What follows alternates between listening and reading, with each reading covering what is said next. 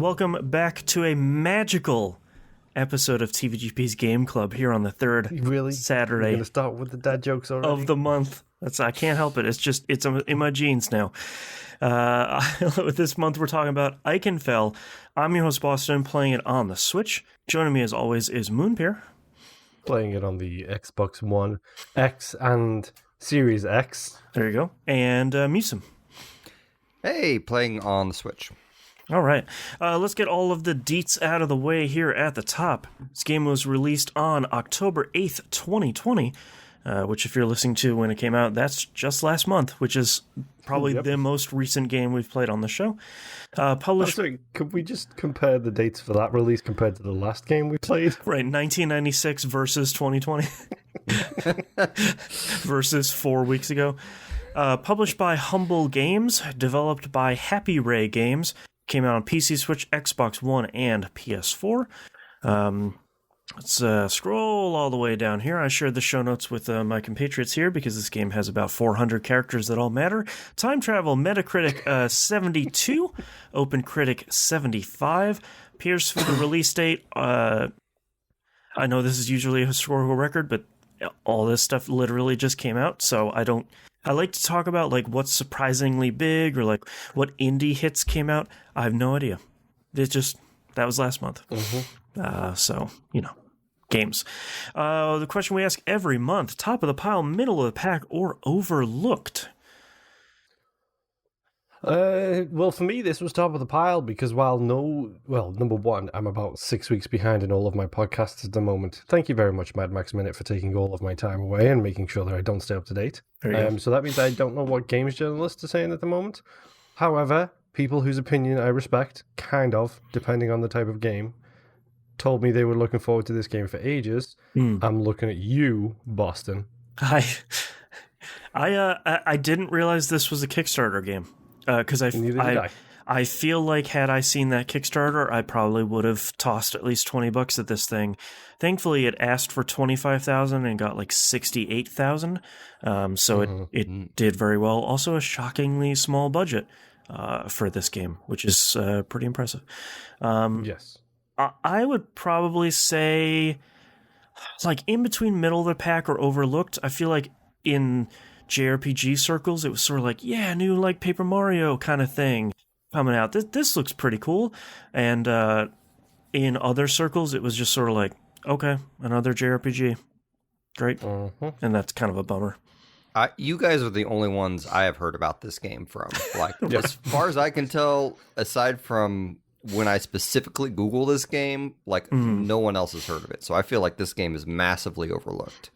Yeah, I still remember. It's one of those games where I saw and I was like, "Ooh, look at this thing! Look at this cool art style! I like this." And then literally we talked about it on the show. It's like, "Oh, Ikenfell comes out on Game Pass," and you were like, "Yes, yeah."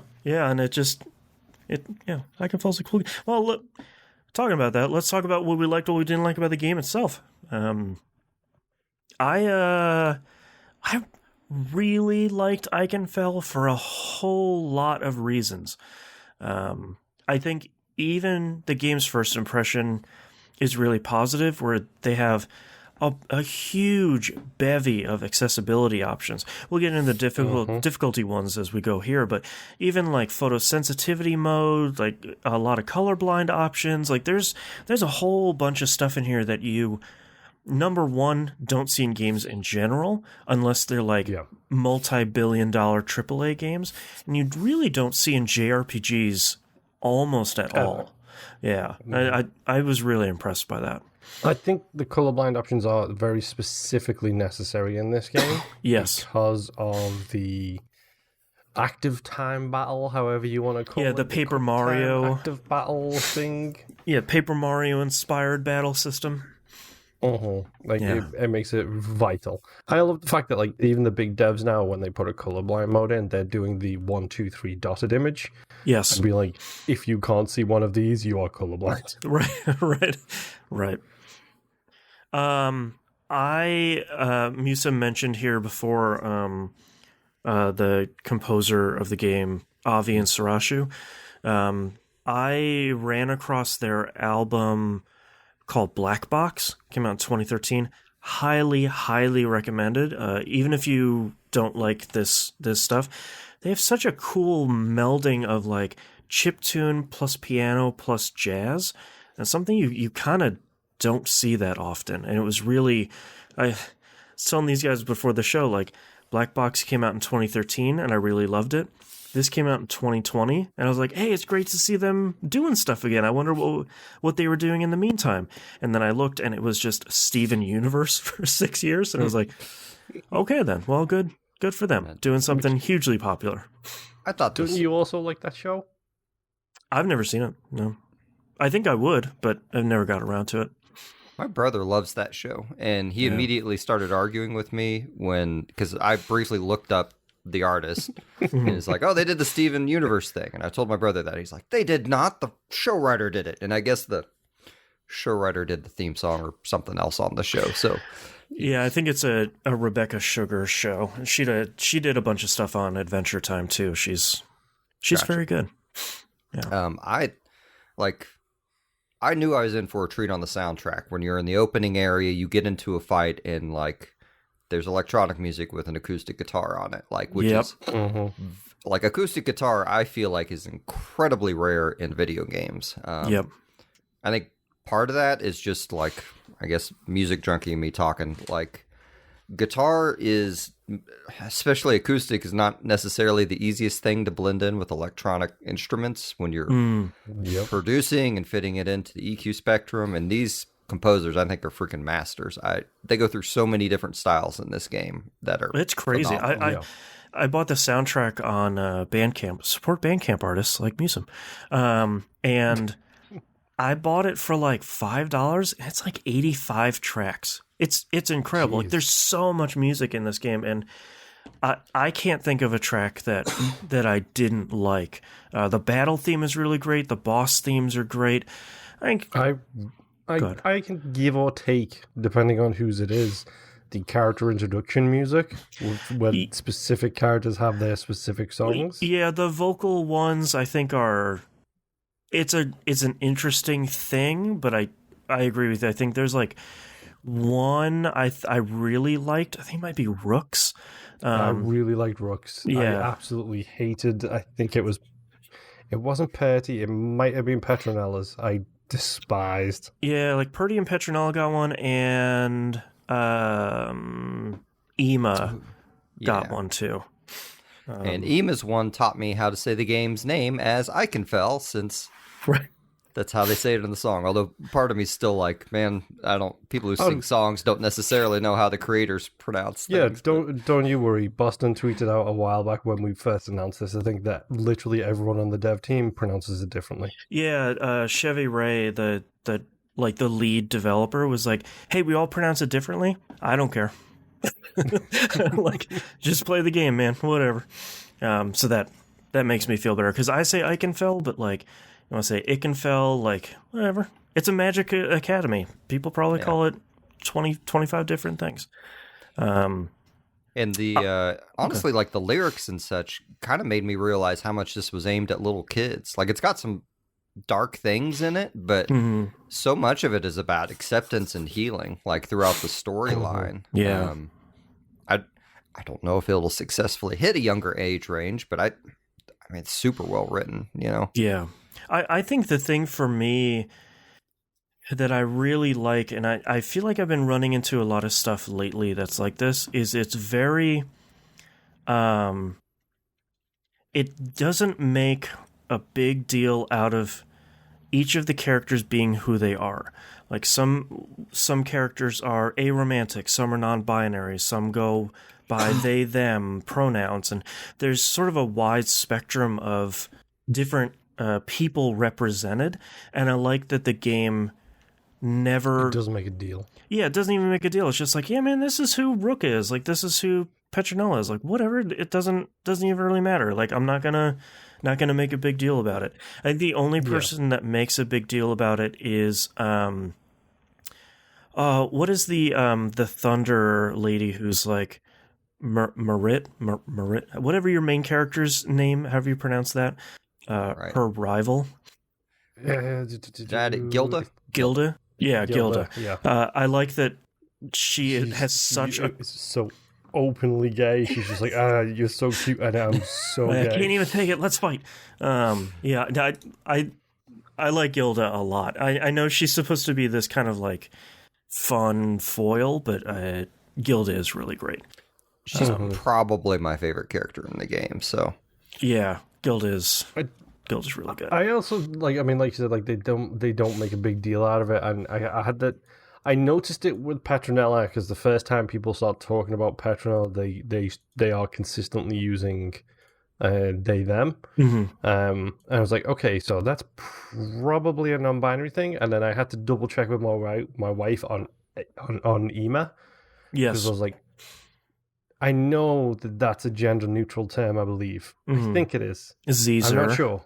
Yeah. And then like while one of the text boxes were up, I just poked my wife and was like, "You're the expert in this. I'm correct in that's gender neutral, isn't it?" And she was like, "Yeah, pretty much." I think that's the first time I've seen that in a game, other than like giving an option to say, here's the pronouns that I'm going to give my character. It's just, here's a character in the story that uses these pronouns. I think that's really great. So funny story, all of that went right over my head. Like I did not pick up on any of the pronoun stuff. Like Petronella, I think accidentally read online somewhere that she was, I don't know what the word is, like use those pronouns. People. Yeah.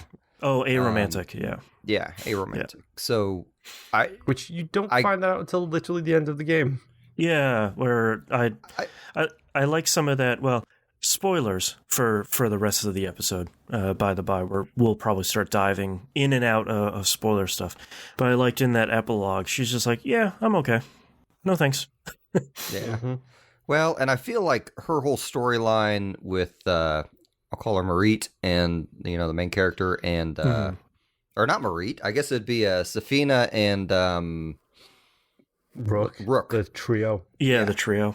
Like, I feel like it was kind of pointing to that or alluding to that with that particular storyline with Safina and Rook hooking up for a little bit and her not wanting to intrude kind of thing. Right. Which I thought that was a really great storyline, like this rift and the split between the trio, because it felt this normally... Yeah, like this. High school? That's literally what I was gonna say. Like normally, that feels like a negative, where it's like, oh god, this whole part just feels so high school. But it's like, man, I feel like you really nailed this thing, where that feels really age appropriate for this group, where you have this friction and this static.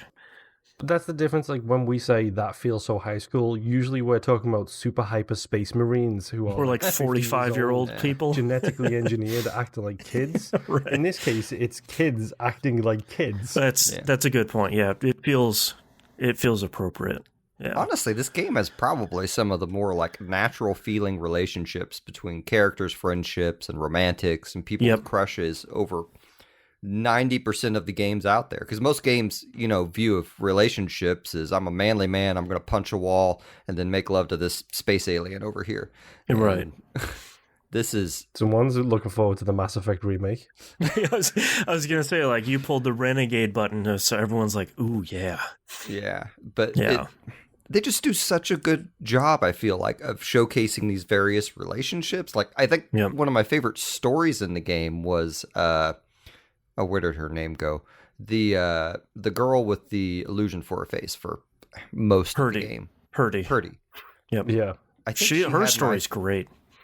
Like, she starts out just this angry character, and you think she's just this stereotype bully, and then eventually you find out, her and Safina were good friends back in the day, and then you find out there's a rift there, and like, I don't know about you guys, but it seemed like every 4 months in high school, I changed out friends inadvertently. Yeah, exactly.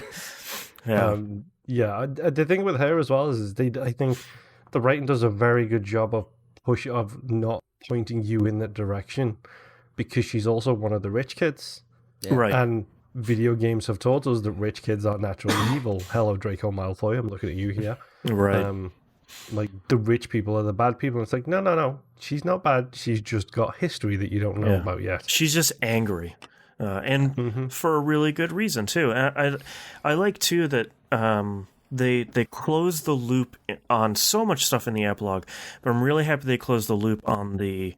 Here's this singer at Ikenfell, like here's this big performance a couple of years ago, and I clocked that immediately. I was like, that's totally her. That's totally. Yeah, I was like, Percy. this is her color scheme. Like this seems, and there's a moment where like her and Ima are like alone, and Ima's checking the magic on Purdy, and I was like, I bet something happened to like. I bet you're gonna. It's gonna be like Death Stranding. You're gonna find that they have some sort of like everything is okay on the face, but everything else is just rough. I was waiting for like the spell when the illusion cleared. I was waiting for like piano keys to be lodged into her brain or something. Right. Safted. Right. Yeah, I thought that stuff was super well done. I have read some criticisms from. I'll put this nicely and say horrible people that are upset that there are a lot of LGBTQ representation in this game. Hell. Yeah. Like, go to hell. Get stuffed. Who cares? I don't think there is a cis white male in this game. And that's awesome. Like, I agree. There are very few men in general in this game, and that's dope. Sigbert, We shouldn't have to make. Know about. We shouldn't have to make any big deal that there's not a cis white male. No. But yeah. It's really great to see so many types of people represented in this game in the way that I hope there's that moment that happens that you see online so much where it's like, oh man, that's me in a game. Like that's exactly how I feel. Like that's my pronouns. Like it's super cool. They're in a game. Like I think that's super great. If you haven't seen it, go see the young woman's reaction to the new Dead by Daylight Survivor. That is a prime example of it. Yeah.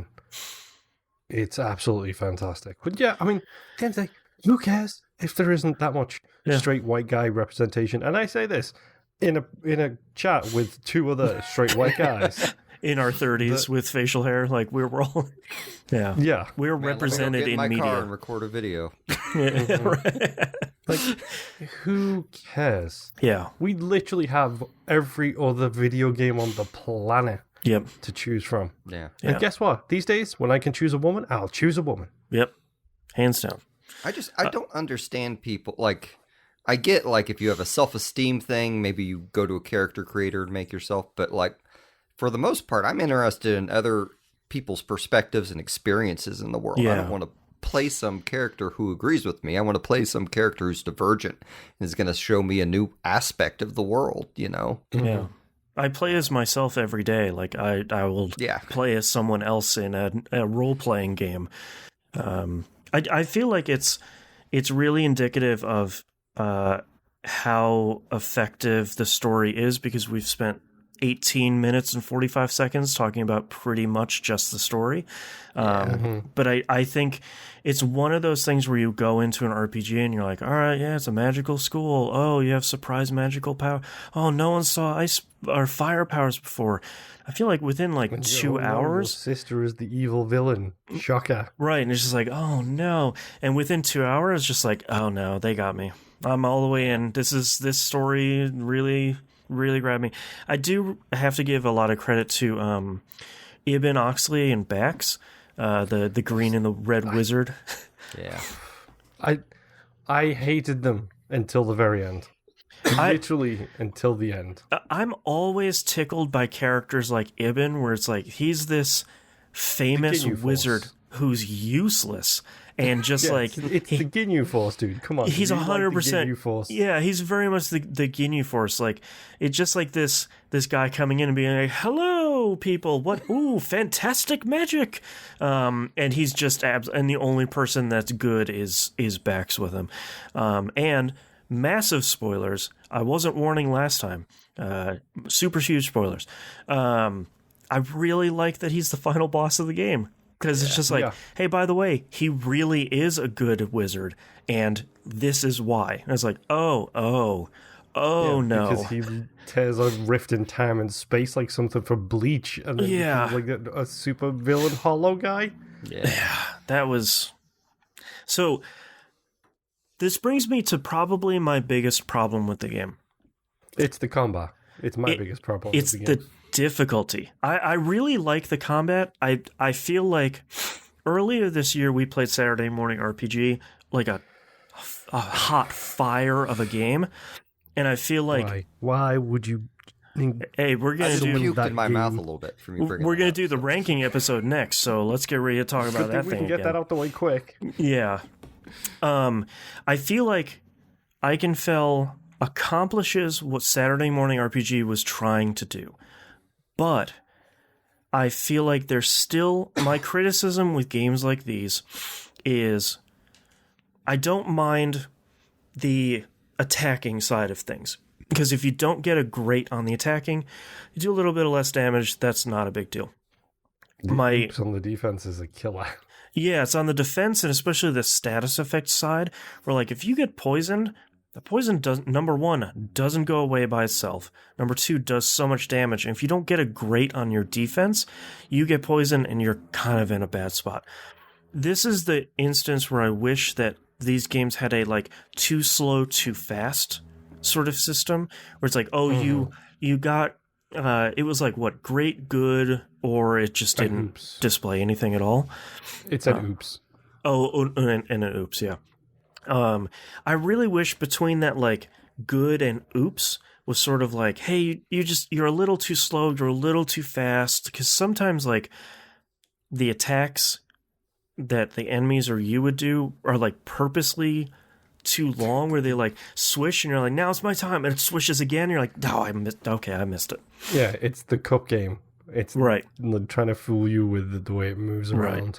Right. I don't mind that on regular enemy fights, because that's sort of fun, where it's like, oh, all right, they got me. They did 3 damage on me and I have 35 health. That's all right. That was kind of fun.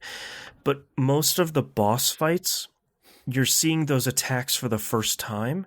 And if it's attacking you 4 or 5 times in a turn and doing status effects and stuff, that got really punishing. Yeah. Mm-hmm.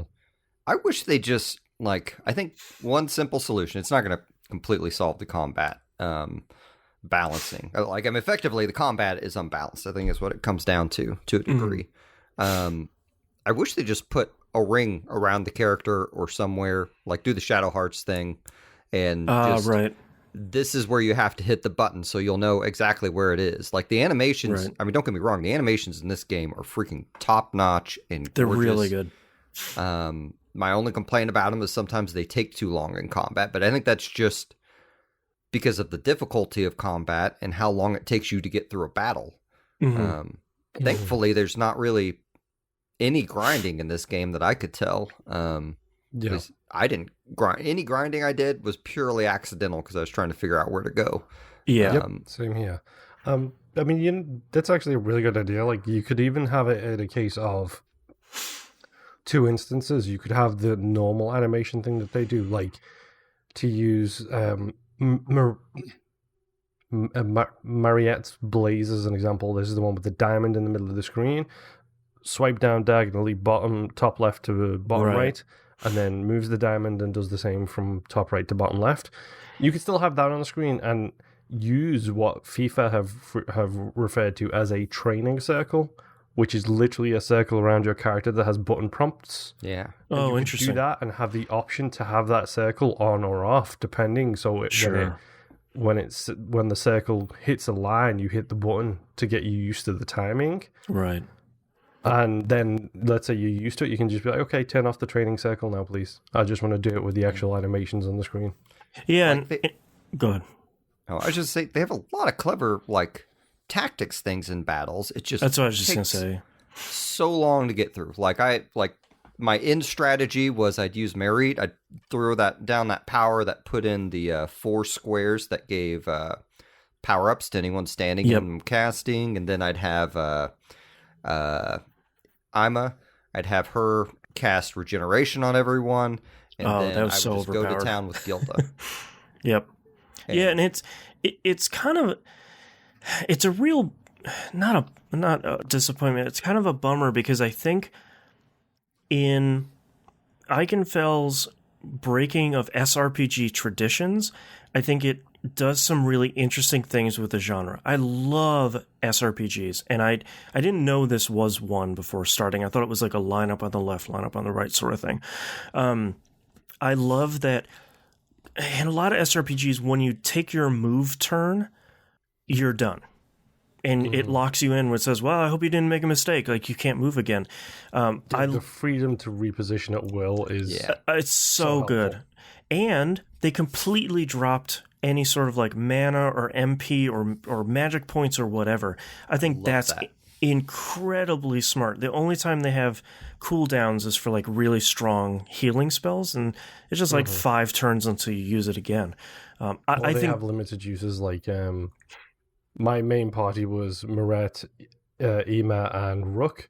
Rook can drop a Sentinel, which is his trap ability, as many times as you want, like 4 times. And Ema's trap was once. Like you can only put one of their traps down, and you can't put another one down until that one is activated. And I feel like that's really fair, and I think that's a really cool system. And I probably would have had a much larger problem with this game's difficulty, because for me, I don't think it's the timing or the battle system or the bosses or anything. I think all of that stuff is good. I think it's just the difficulty. Boss fights, we talked about this, we normally don't, but we mentioned in passing to each other that boss fights are so long compared to regular fights. And regular fights are long at the best of times. And the boss fights are really hard, and I think the biggest plus for me on this game is after like the 3rd or the 4th boss fight, it was either the Cauldron or the Star guy. After that, I was like, look, this game is really hard, and I'm just going to turn on the auto grate.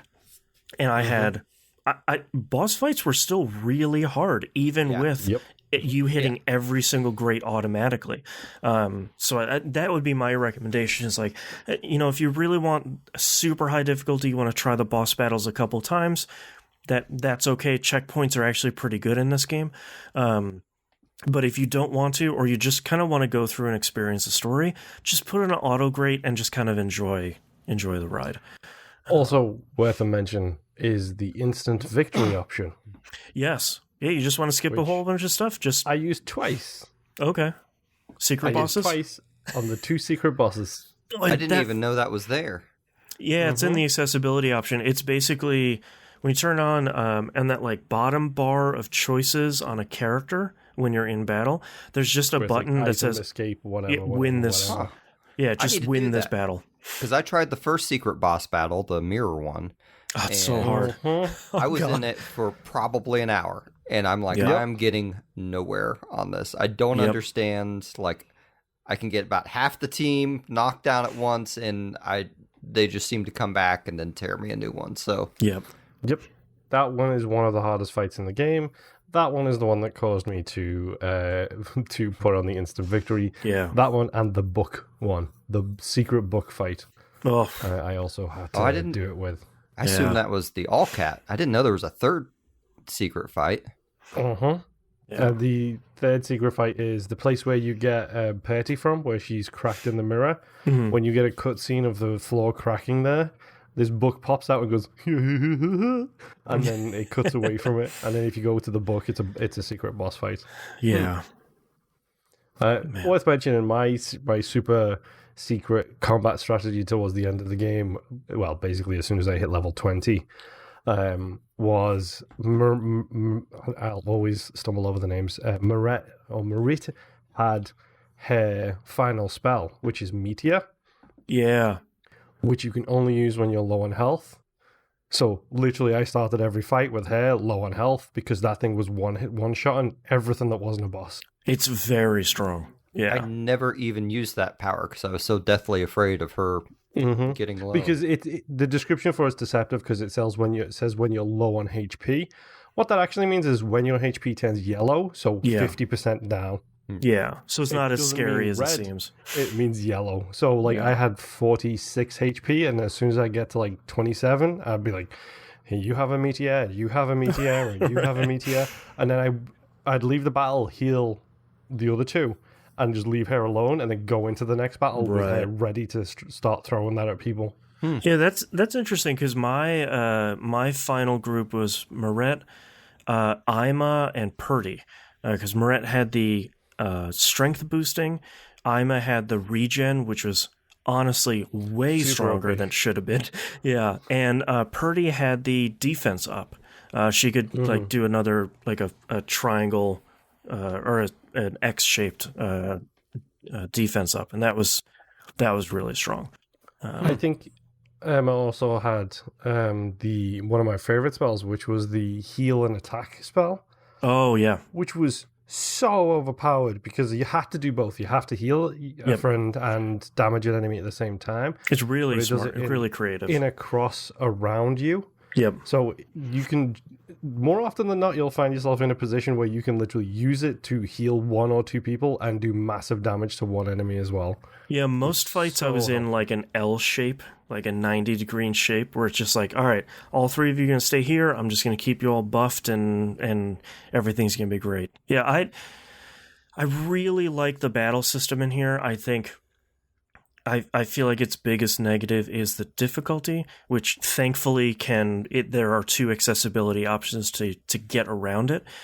So even if you find the game too hard, the victory option is there, and just like I think the story is well worth experiencing, even if you don't want to do the battle system. Like just keep hitting that victory option. Just keep skipping through. Like I think that's the smartest thing, because I think Ikenfell is probably one of the biggest surprises I've played in RPGs in a couple of years, and it's one of my biggest surprises this year, which is just like, yeah, it has a real slow start, but like once it gets going, like this is a really cool thing. Like this is a really cool game.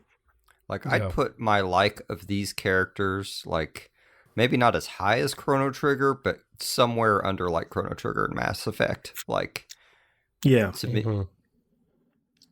I really like this game a lot. I would love it if they made any sort of sequel, whether they use the same characters or whether it's all the original characters are teachers now and you're a new group of kids. And oh man, that'd be great.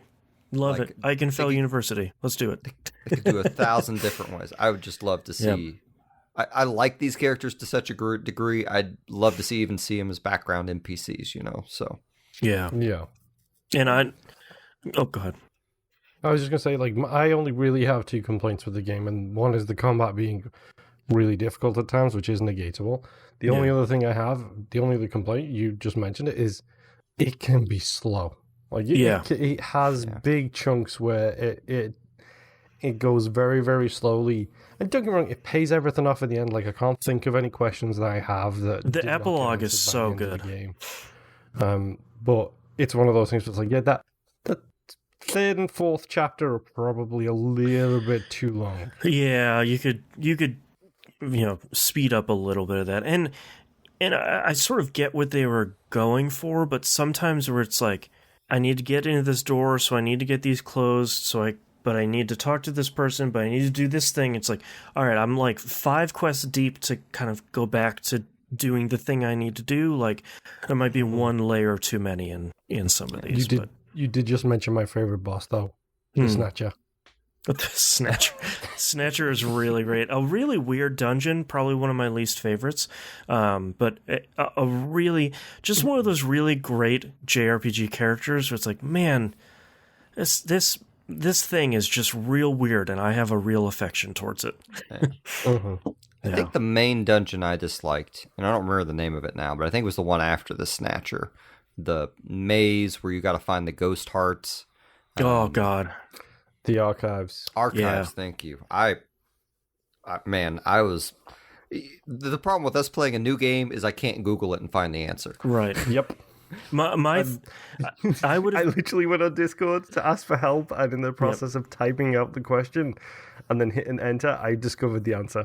Yeah, because I was trying to explain to Moon, like, you got to push the blocks down a floor and down again, and then go up a floor because it teleported up above you. But how do I explain that in like Euclidean geometry? And you're like, oh, you already found it. And I was like, okay, never mind. Yeah, my biggest problem with the archives is there should have just been 3 hearts. because the place was big enough that finding whatever fourth heart you needed, it was just. But and what was the point of having like the Fog of War stuff in there? Like, we get it, it's dark. Yeah. Could you have just done like a filter and still let us see the whole room? And like, and I feel like it's unfortunate that Ikenfell has all these little problems, because none of them to me are deal breakers.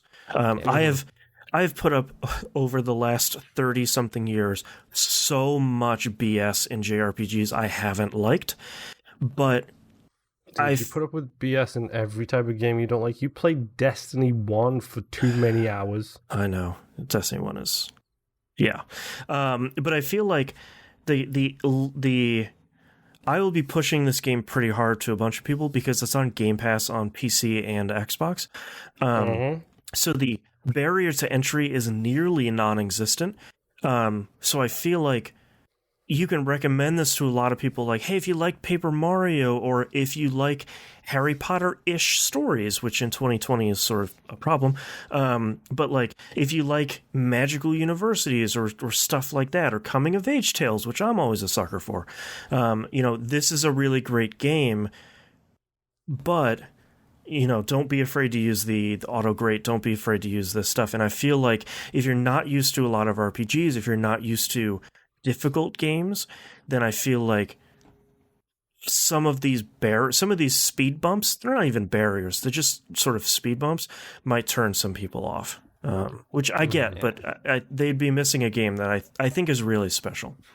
I mean, it is a game you have to experiment with the magic spells that you get. Like, luckily, they don't give them to you all at once. You do get to explore them a bit, but like in a lot of RPGs, you can get by with not using any of the status effects or clearing or anything like that, and I think they're an absolute must in this game. Pretty sure the first time I played Final Fantasy VIII, I beat that entire game just using attacks. Right. Yeah, Ikenfell is a really great surprise. It's probably one of my favorite games this year, and I'm glad we got around to it, and I'm glad we all kind of gave it a shot, because I think it's. We talked here for about 40 minutes, which I think is probably the longest episode we've had this year. I feel like I think Oberdin might beat it, dude. Yeah, Oberdin might beat it, yeah. But I feel like Ikenfell is something that is a really special game, and I don't think we get a lot of those that often. Like, this is a really cool, unique, special thing that I hope more people try. I mean, it's worth mentioning as well, like, out of the three of us, I'm the dude who isn't a fan of JRPGs. I'm the dude who is not a fan of SRPGs, unless you have that particular tickle that I get. Right. Like, Disgaea is a good example of that. Like, give me every Disgaea, but stay away from me with your Final Fantasy Tactics kind of stuff. Right.